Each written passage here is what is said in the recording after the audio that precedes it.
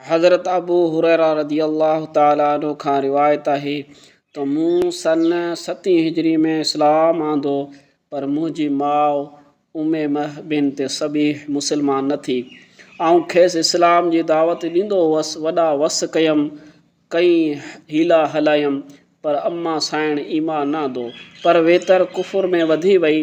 जॾहिं महिनत कंदे काफ़ी अरसो गुज़री वियो, गच अरसो गुज़री वियो, त हिकु ॾींहुं रसूलुल्लाह सल्लल्लाहु अलैहि वसल्लम जिन जी ख़िदमत में रोई अर्ज़ु कयमि त या अल्लाह जा रसूल सल्लल्लाहु अलैहि वसल्लम, मुंहिंजी माउ जे लाइ दुआ घुरो।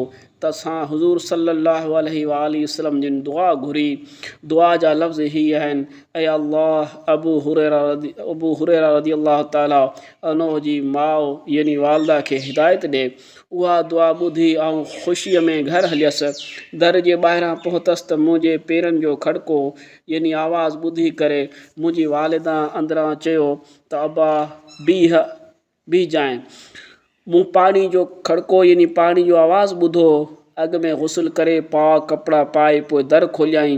मुंहिंजे पहुचण ई कलमो अशहदु अल्ला इलाहा इल्लल्लाह व अशहदु अन्न मुहम्मद रसूलुल्लाह सल्लल्लाहु अलैहि वसल्लम चयाई। यानी इहो कलमो चई करे दंग कयाई।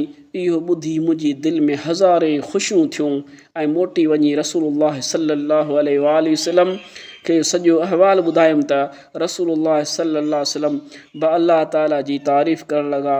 साईं सुवारे जिन सल्लल्लाहु अलैहि वसल्लम उन्हनि सूहनि जो सूंहुं आहे, यानी हुज़ूर अलैहिस्सलातु वस्सलाम जे इन मौजज़े सां हज़रत अबू हुरैरा रदी अल्लाह ताला अन्हु जी वालिदा कलमो पढ़ी मुसलमान थी।